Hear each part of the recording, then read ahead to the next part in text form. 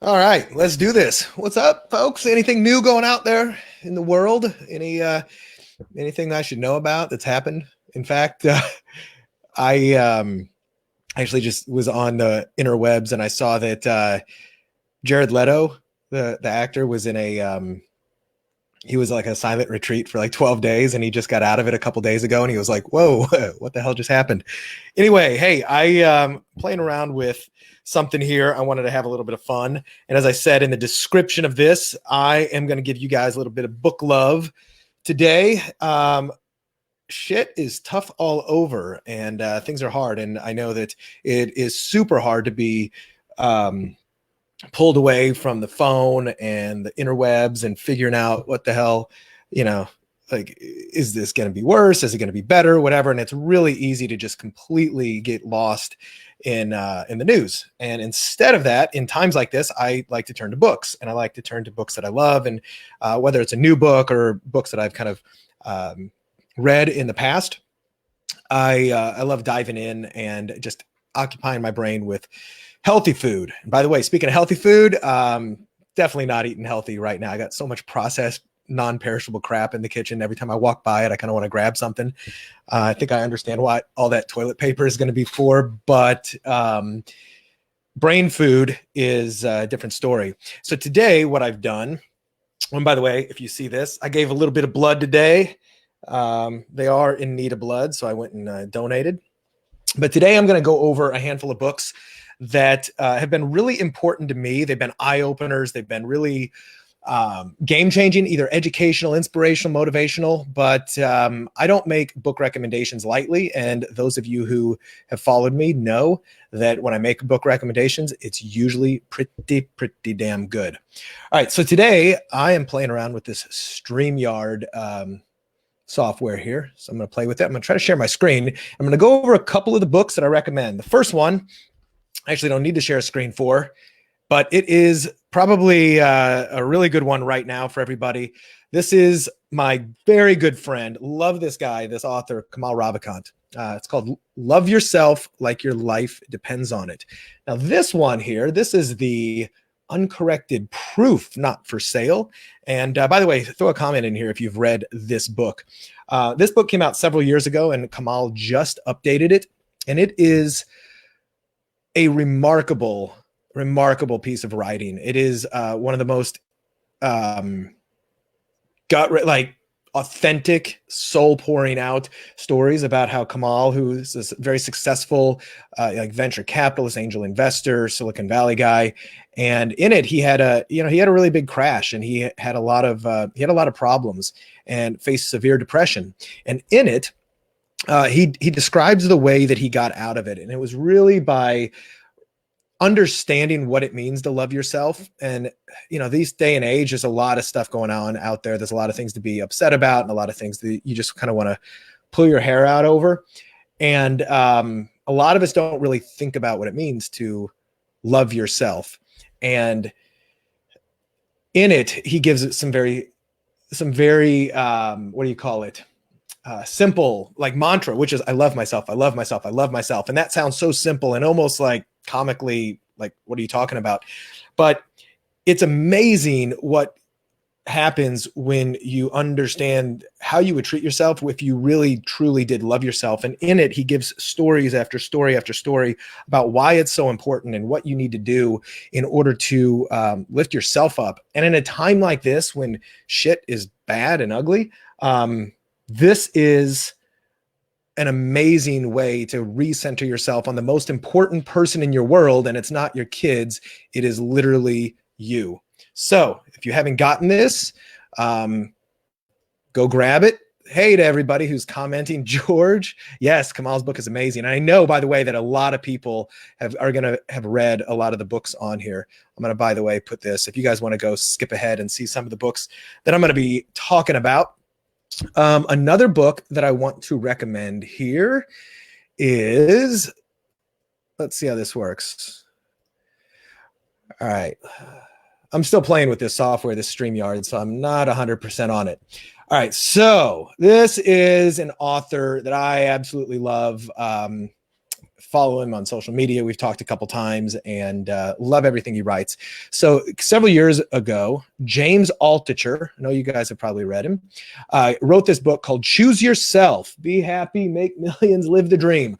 One of the things I love about James is just his absolute pure, transparent, authentic writing style, and how he just rips off, everything and just lays himself bare. He and Kamal are very good friends, and by the way, and very kindred spirits. And I love both of their writing. One of the cool things about this book, Choose Yourself, in the beginning, he talks about how there's never been a time more than now where it is important to choose yourself, to treat life like an entrepreneur, to not wait for somebody else to tell you that you're worthy, that you're ready, that you deserve a paycheck, etc. It's never been more important because of what's going on in the economy, and this is even pre-pandemic.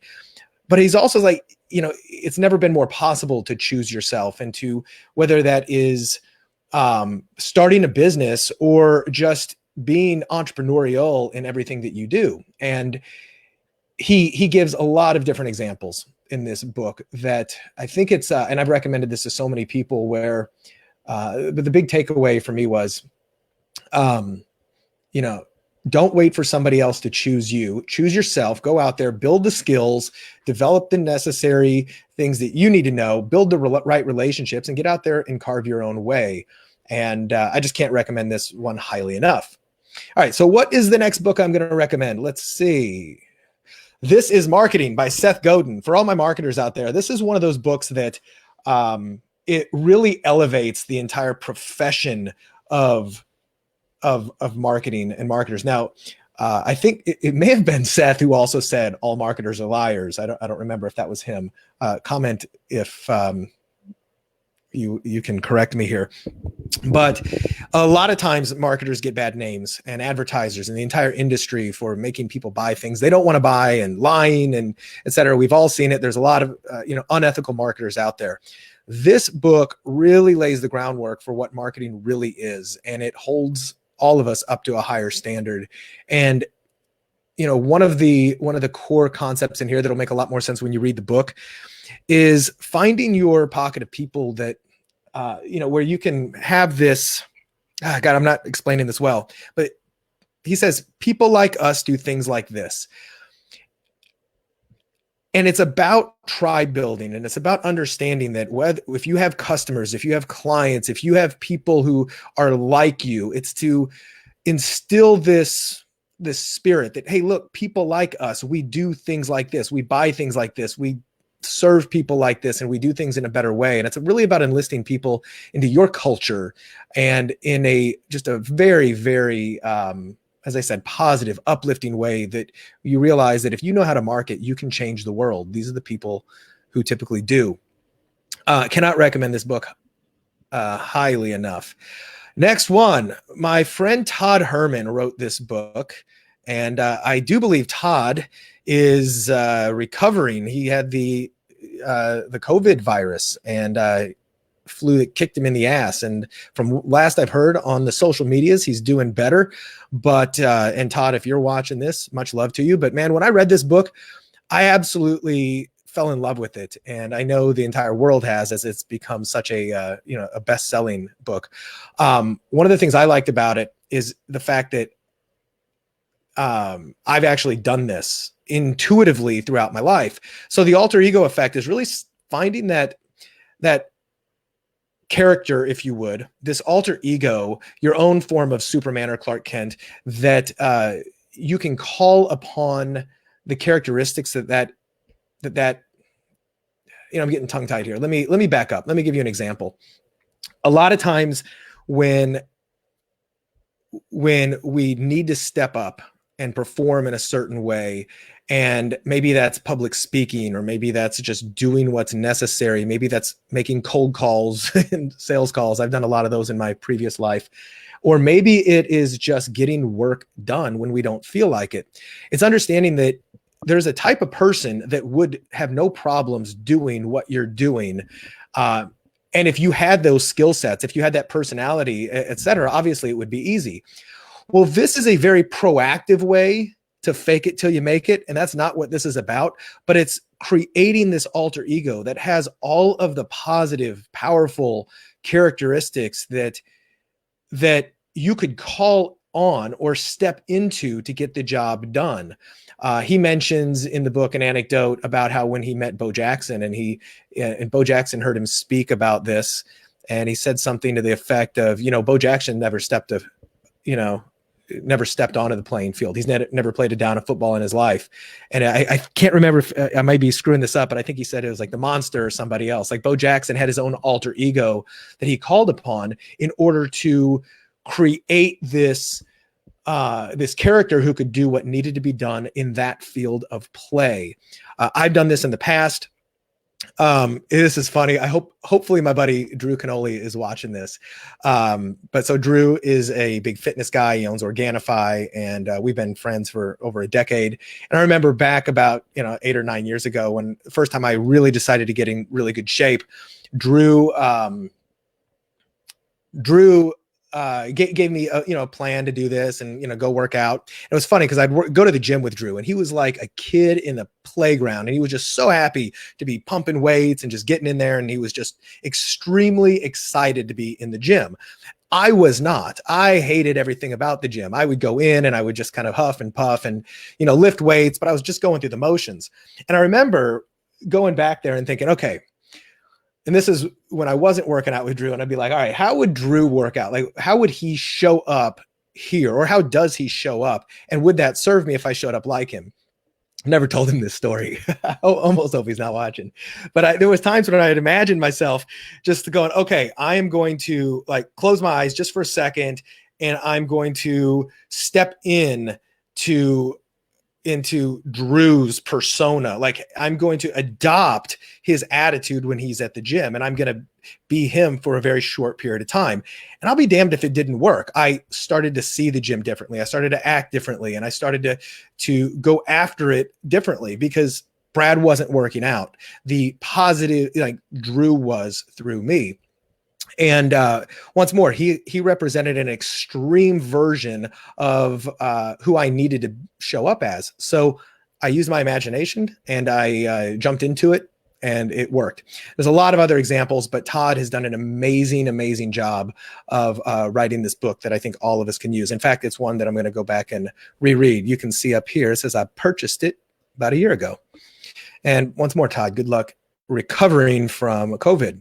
Next book on the Bacon Wrap Book Club. Hey, look, very similar colors.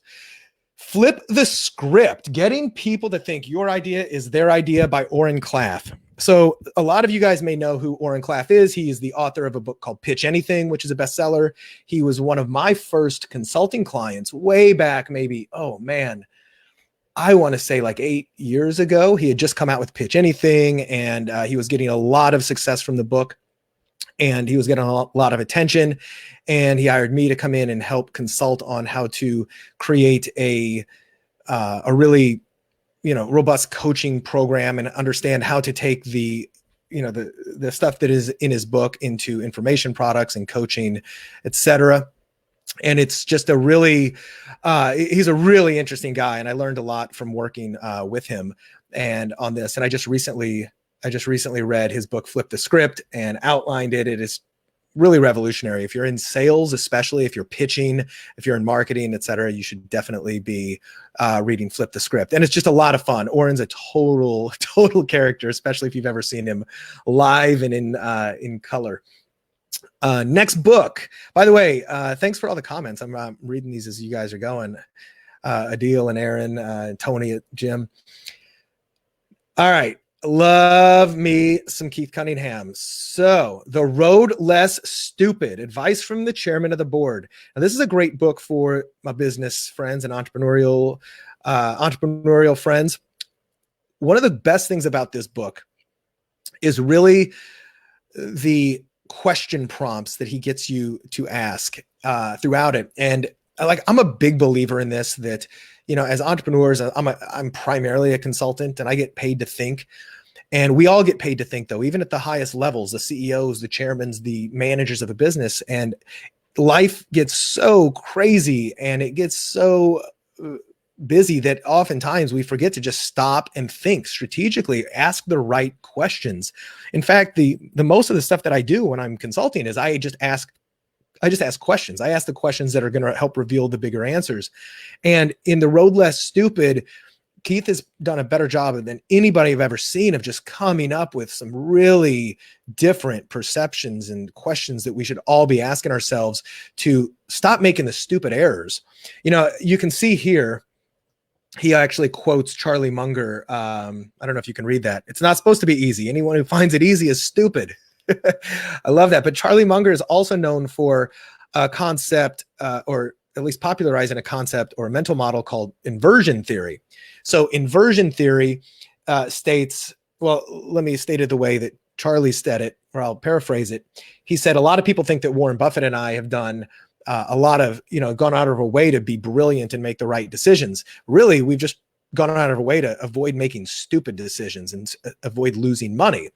And he said the way he does that is with this concept called inversion theory, which is a mental model. It's been around longer than Charlie, but it's the idea that if you want to accomplish something, first step is think of all the ways that you can guarantee that you don't accomplish it. And let me give you an example. Let's just say I'll use a business example. If you want to, most businesses want to make money, right? They want to grow their business. So that's the goal. Well, the inversion of that, if you flip that upside down, is how do I guarantee that I lose money? How do I lose money? That's your goal. So now think of all the ways, or at least think of 3 that you could guarantee that your business is going to lose money. Well, one might be stop advertising. Another one might be make sure that, don't have a USP, like be plain vanilla, say the same thing that all your competition is saying. And the third one would be, I don't know, never contact your customers after they buy, whatever. Well, those 3 things are guaranteed to probably make you lose money and fail as a business. So now flip those back around again, invert those once more, and then just don't do those. So make sure you advertise, make sure you have a USP, and make sure you contact your customers. This is an off the top of my head example, but it's simple, right? It's like, just don't be stupid and you'll be ahead of the rest of the game, right? Because realistically, there's a lot of mediocrity. There's a lot of just people doing, especially in the service business, doing just terrible, terrible work. And if you just do what's expected and just don't do the stupid things, you're going to be ahead of most of them. That also makes me think of one of my favorite George Carlin quotes, which is, think about how stupid the average person is, and then realize that half of them, mathematically, are stupider than that. That brings me to my next book. Well, maybe I don't think that's a good segue. I don't even know what book I'm going to recommend here, but if I open up this tab, boom, talk about investing. I just mentioned Charlie Munger and Warren Buffett.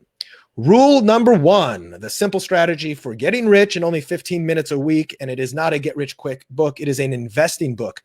So Phil Town is a New York Times bestselling author. He's an amazing money manager, and he's a deep value Buffett Graham style investor. And he manages he personally manages a big chunk of my money through a private fund that I have an investment in. And I've been to Phil's live events. I've read his books, and it's very, if you love Buffett and Munger style, like Graham Dodd style value investing, Phil is one of the best educators in the business. And you can pick his book up. You can go to, I think it's, I don't know, rule1investing.com, or just Google Phil Town. But right now we are seeing unprecedented drops in the market, and it is absolutely crazy. Mind-bogglingly crazy to watch. Now, a lot of people are jumping in and buying things right now.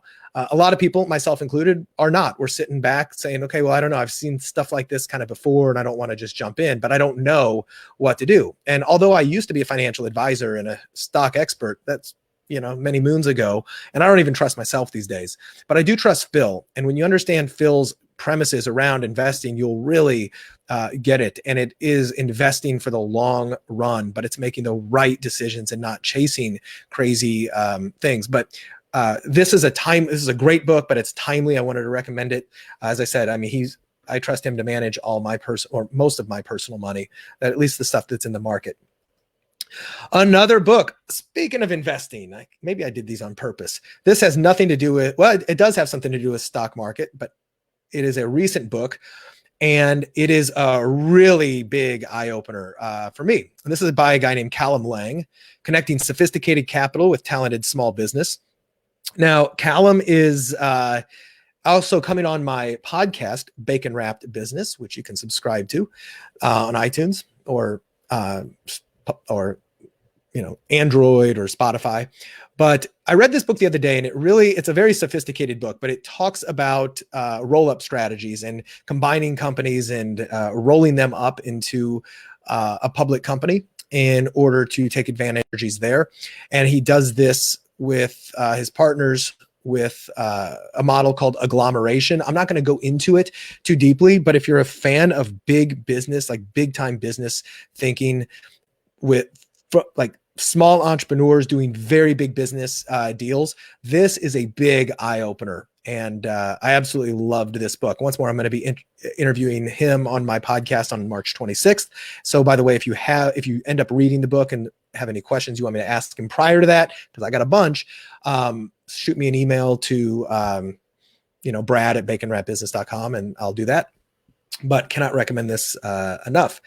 There's another book right here that I've got, Traffic Secrets. This puppy just came out. I got an advanced copy from Russell Brunson. If you're in the digital marketing game, you can see it right here. This is one of maybe 3 or 4 that he's recently done. He had .com secrets, expert secrets. I think he did SaaS secrets. I don't remember if that was him, but let me do this for you. Traffic Secrets. That's also available over here on the website as well, the bradcostanzo.com/booklove. But if you are looking for just a really great primer on all the different ways to drive traffic, at the same time, some details. So it's not just an overview, but it really goes into details. This is an incredible book. Everything Russell puts out seems to be, kind of piss me off because it's so damn good. And I actually charge a lot of money as a consultant to teach the crap that you can learn in his books for like free plus shipping right now. And as I said, big fan. This literally just came out, and there's all types of bonuses and stuff. If you just go to the bradcostanzo.com/booklove, you'll see a link to that. There's some other books that I didn't share on my screen share, but I've got my thing here. So if anybody want me to keep going, I see there's some watchers. I'll keep going, but let me know how you guys are liking this. Throw a comment. I can see them. And here's another one. I mentioned Seth Godin in the other one. This book I've given out to several people. I just sent this to my buddy Mario recently. Love this book. It's more of a coffee table book. What to do when it's your turn, and it's always your turn. Comment if you guys have read this. I'm going to show you inside the book here. It's not a book that you read. Once more, it's a coffee table book. It's not a book that you read with, necessarily front to back, but you can just reach out to it and get a quick little, thanks, Allison, and get a quick little piece of inspiration. I mean, there's a ton of it. It's a coffee table book, but man, when I need to get fired up, if I'm trying to create something, etc., I grab this book and I dive into it. I'm trying to see what else I've got in the back here man, I got so many books. I could go on forever, but I want to hear from you guys. I mean, do you guys like this kind of concept, doing this book love tour? Any books that I should be reading? Are there any things that you've really liked that have opened your mind? Let me tell you about the kind of books I love. I love books that are, as I said, really eye-opening, paradigm shifting, like never would have thought about that. Sometimes tactical books like the, Traffic Secrets is a good example of the really tactical stuff. Like I can read this, highlight it, and put it to work. But then there's books like I mentioned in the very beginning, Love Yourself Like Your Life Depends on It, which, you go back to it as a great reminder of, yeah, man, like mentally I haven't been with it. Like, what do I need to read to kind of center myself? Let me look in my Kindle here. Let me look at my Kindle. And once more, if you guys are seeing this, I gave blood today. Did my little donation. Look in here. Oh, there's another book that I really like. I recommend this to a lot of people. It's called Goal Free Living. I'm going to go here. by Stephen Shapiro. And he actually just came out with another book I'm reading, Goal-Free Living. Let me tell you about this one.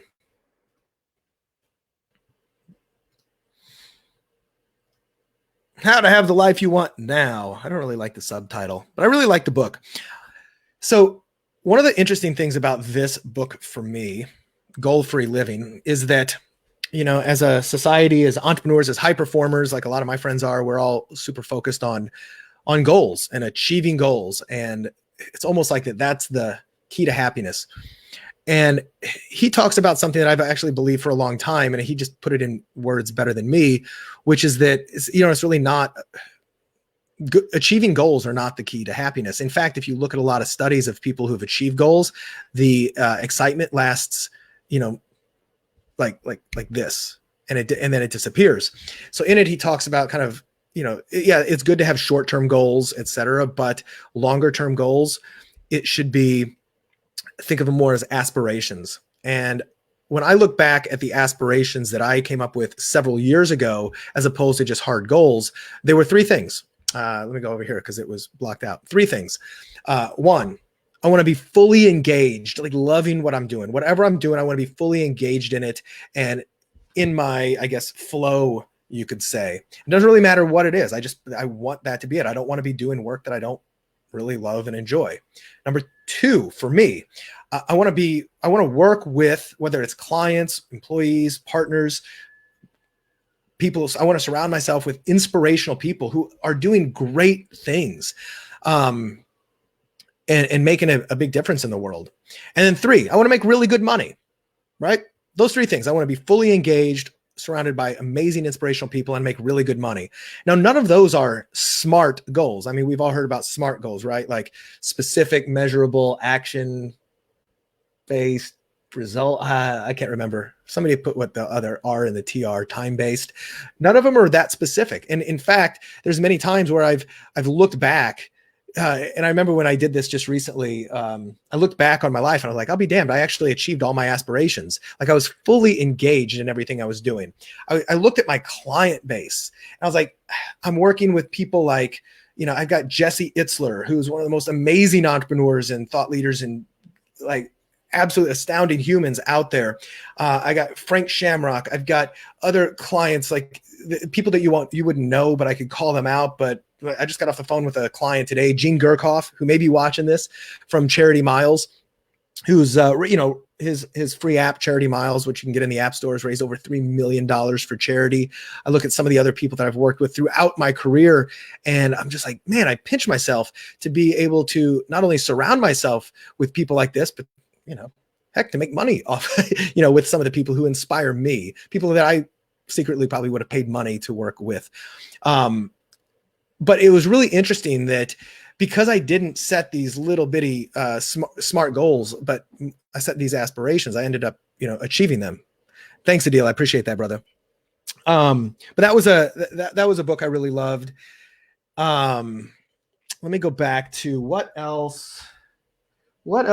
Speaking of Jesse's book, if you guys haven't read, this was his book, Living with a Seal. If you guys haven't read this, I mean, there's no way you can read this and not do like 100 push-ups immediately after reading it, because you'll be, so damn fired up.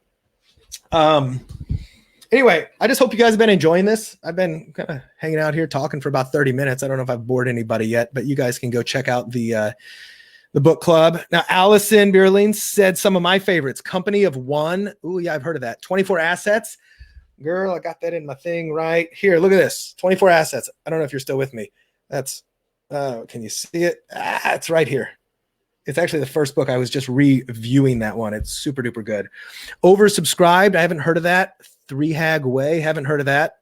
Oh, you know what another one of my favorites is? I read this, The Third Door. Who has read The Third Door? No. Right here by Alex Benayan, I think it is. A great book, really about his quest to interview people like Bill Gates and Warren Buffett and some other folks like that. And it's just an amazing way of, him just getting his foot in the door and finding the third door, not the front, not the back. But it's just a fun read. I cannot recommend that highly enough. If anybody who's watching this is still live, leave me a comment on that. Speaking of this, like the third door concept, do you guys mind if I share an idea with you since you guys are watching this? I haven't actually kicked this off, but I've been waiting for a good time to do it. So once more, the third door is really about how to get your foot in there, meet with amazing people. So I had this idea, and this has nothing to do with a book, but since I see that there's some people watching this, I wanted to share my idea with you and find out if it is a good one. And it might be about as timely as you could get. So about 6 months ago, I was sitting with my two business partners at the time, Joe Fear and Matt Wolf, and we were let's just say brainstorming is a good word for it. That's a PG word for it, brainstorming. And and Rob, Propaganda is a great book. So I had this idea. We were talking about podcasts because they have a great podcast called Hustle and Flowchart. I have Bacon Wrap Business. And I started to think about the way podcasts are typically done, especially interview-based podcasts. Like, for instance, mine. When I have somebody I want to talk to, I reach out to them, or sometimes they reach out to me, and we set up an interview, and it's not really themed around anything except really business, right? And I had this idea. Let me take a drink.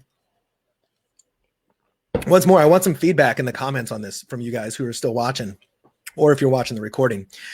And the idea was, well, what if there was a podcast where I interview somebody and I interview them. I pick somebody here who's, watching this, or just a friend. Let's say I pick the author of this. Like, I've already had Jesse on my show, but let's say I pick Jesse. And then I talk to Jesse throughout the interview, and I ask him questions about his life story that relate to the people and the events that, coincidentally or synchronistically created a chain reaction to where if that wouldn't have happened, this wouldn't have happened, and then this wouldn't have happened. Like, have you ever thought back about your life and said, like, man, if I wouldn't have sat next to that person that day in that bar, and he recommended a book on a napkin or whatever, I wouldn't have read that, and then I wouldn't have discovered this. And like, we can all trace, connect the dots in looking backwards, as Steve Jobs would say. We can always think about that. And it's really cool to think about our lives and tell the story in our lives as a series of chain reactions that led us to where we're at today. And it's really eye-opening and fun. And so part 1 of 3 of these gimmicks of this new potential podcast that I would do would involve asking somebody's story, with that theme. Tell me about the people and the events that caused a chain reaction. Now, the second gimmick of this podcast would be that guest, the only way to get on the show, the only way to be on there would be if you were referred or given the golden ticket by the previous guest. So I would ask guest 1, who would be a thought leader, somebody successful, somebody who's doing something really cool in life that they think they would like to pass this, I guess, torch on to somebody else to be interviewed by me on this new show, which I'll tell you the name of the show in a minute. And screw it, I'll tell you the name now. I actually bought the URL, thechainreaction.com. So the only way to get on it, thanks, Allison. The only way to get on it would be to have been nominated by the previous guest. Now, that's gimmick number 2. So first gimmick, remember, is I'm going to ask the stories in the lens of tell me about the events and people that created a chain reaction that led you where you are today. Number 2, please recommend somebody who would be amazing on the guest, like not your grandma, unless she's, Oprah Winfrey, but she didn't have kids. So the third gimmick, and this is the one I'm not so sure about, but I think it'd be cool to have a season to where the season has a goal. Well, remember what I said about goals, but this would have a goal. The goal would be to interview somebody really, really hard to reach. Like, I don't know, Bill Gates, Elon Musk, somebody just, like really out there who doesn't, who wouldn't normally give an interview to little old me. But almost like a 6 degrees of separation or 6 degrees of Kevin Bacon. I wonder how long it would be if I interviewed certain people to get to that goal. Like, so for instance, if I did hypothetically interview Jesse Itzler again, I could probably get to Bill really quickly, since, you know, Jesse's had dinner at Bill's house, like, I don't know, a dozen times, and they know each other by name. But maybe that would take all the fun out of it. But I'd want to see how long it would take to get to those people. But I could kind of see how having a series-based goal of, not only are we going to tell these stories, not only are we going to pass it on, but we're going to try to get somebody big. Then I started to think, well, how would I monetize this? And I don't really know if I could, besides, you know, if it gets big enough to have sponsorships. But then I started to think, well, maybe LinkedIn could be a sponsor, right? Because it's, you know, it's, what do you call it? Whoops. How do I, oh, there we go. Thanks, Aaron. Yeah, look, I just discovered this on this new technology I'm doing.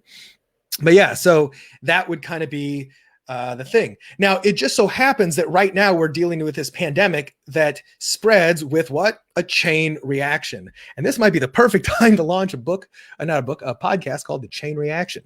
And then I started to think, I'm just giving you guys a window into my mind because I don't feel like shutting this down and finishing up my work for the day.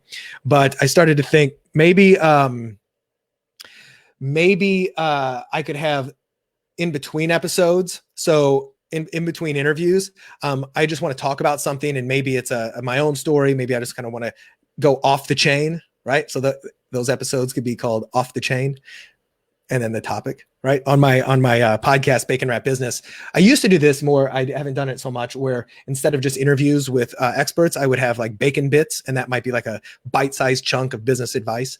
And those might be like 5 or 10 minute episodes. But anyway, this is one of the things I'm thinking about doing. I've been ideating on this, and the only thing it's not really a commercial thing, but it would kind of be an artistic endeavor to see where this goes. But if you're still watching this, or if you're watching the recording and you're all the way through this, yeah, let me know if you think that would fly. I think it'd be kind of interesting, and I think it'd be kind of fun to do. But that kind of brings me, I think, to the end of the Bacon Wrapped Book Love episode, first ever. But hopefully you've enjoyed it. And once more, if you're watching this, throw down a little comment. Let me know that, like, any books that you liked, or let me know if you watched the whole damn thing. In fact, if you're still here and you watched the whole damn thing and listen to me go on, shoot me a comment or a private message. I've got 3 of these books from my buddy Kamal Ravikant. They are not for sale. I've given away a whole bunch of them, but I will mail you one, assuming that the post office is not completely shut down and quarantined in the zombie apocalypse. And I'll send you one, especially if you've watched the whole damn thing. You're in the honor system here. But much love to all of you. Stay sane out there. Stay inside. Take a deep breath, and then read a good book. All right. See you guys later.